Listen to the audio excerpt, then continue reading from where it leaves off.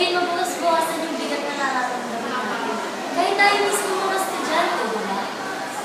Tama ka dyan.